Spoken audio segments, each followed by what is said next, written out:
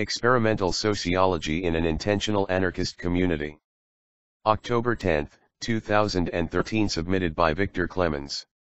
One of the most gratifying parts of scientific skepticism, to my mind, includes the ability to explore history with a mind more open to unorthodox explanations of human behavior and social interaction, and to examine different theories about the origins of peace and order in society.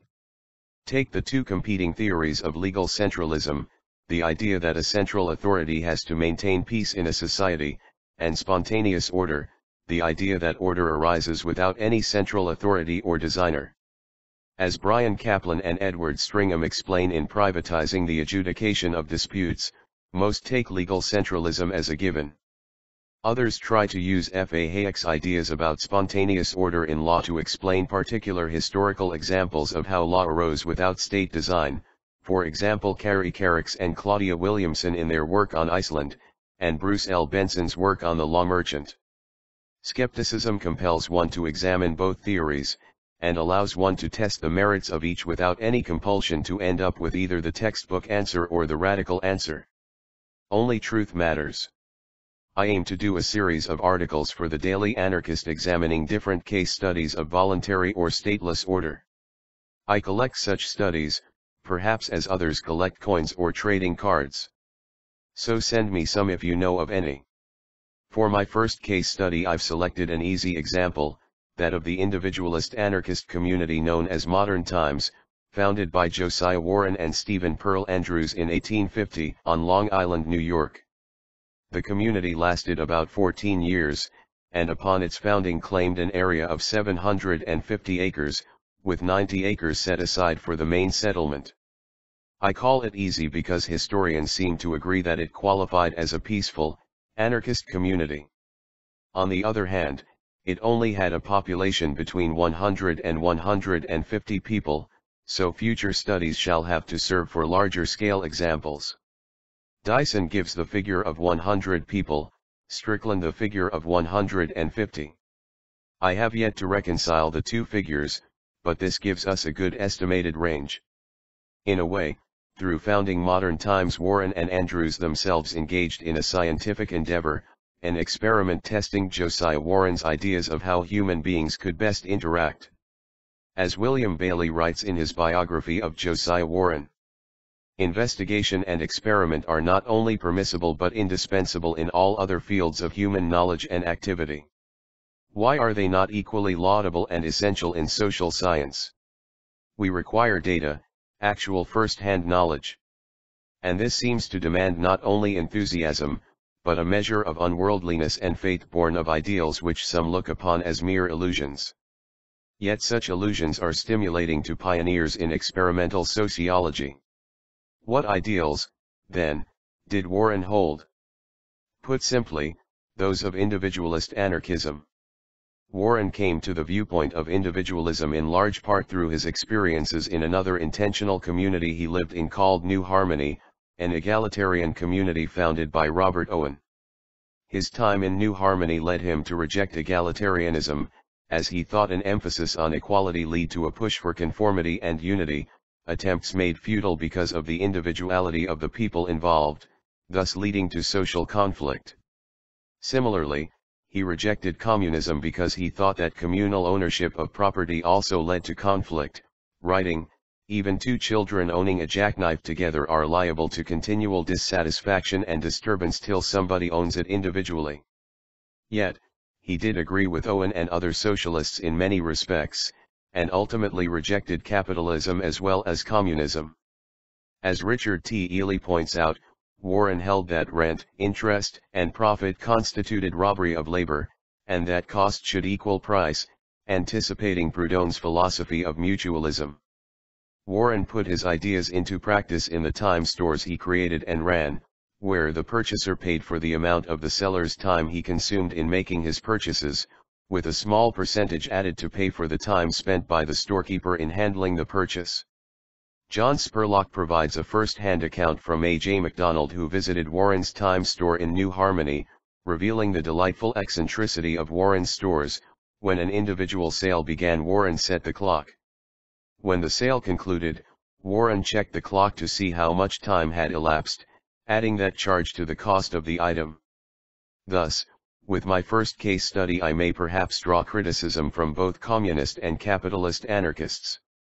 And yet, I have so far collected almost 24 examples of voluntary orders, either stateless societies, like Iceland, or voluntary associations providing order instead of the local government, as in medieval commercial law, and out of all of them I do not think I have come across an example that came closer to my own intuitive notion of utopia than that of modern times.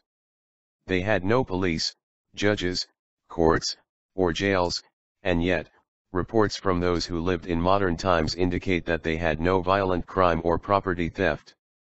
Thus, historian Vern Dyson writes, for about 5 years prior to the Civil War and including the time of Conway's visit, the colony under Warren's leadership probably was the most ideal and utopian of any other community in the United States, if not the whole world.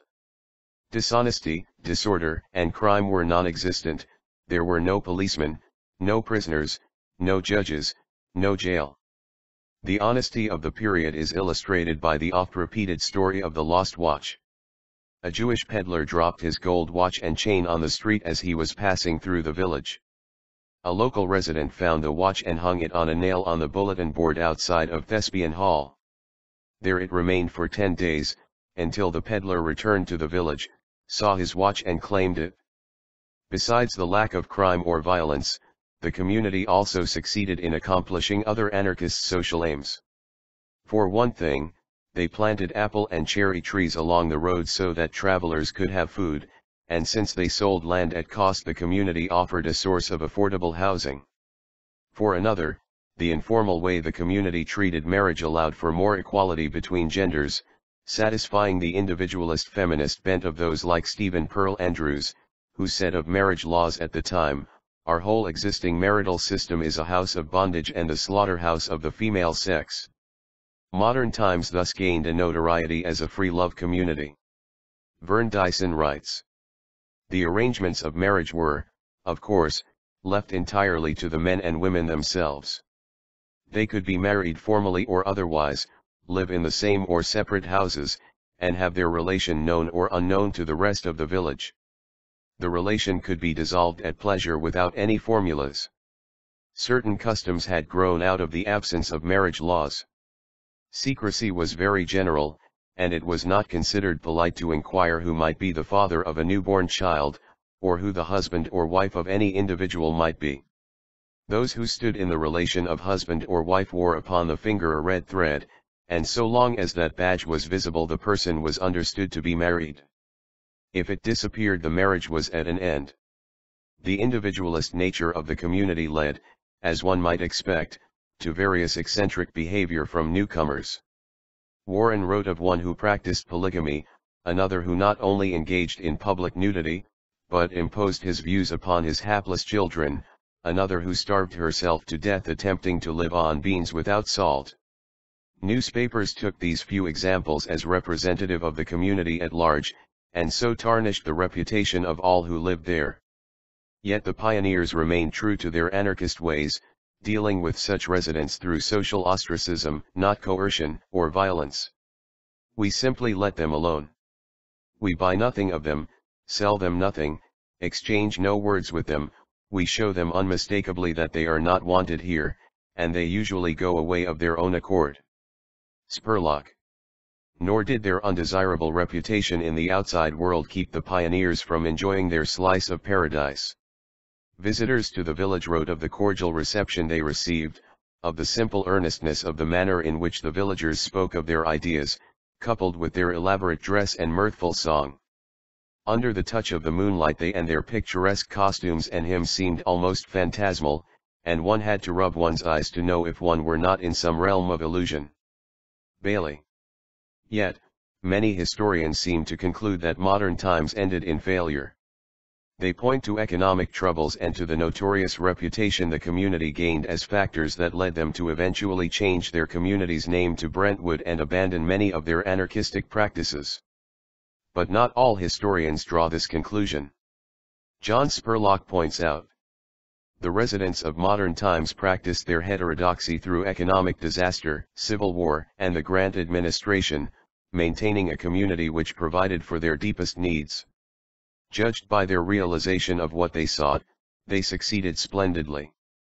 I end, then, with this conclusion, that Warren succeeded in showing the world the possibility of another way of life, based on the sovereignty of the individual and voluntary association, and that the members of the modern times experiment succeeded, if only for a brief time, in drawing their ideals out of the shimmering realm of dream into reality, and living, happily, in liberty and peace.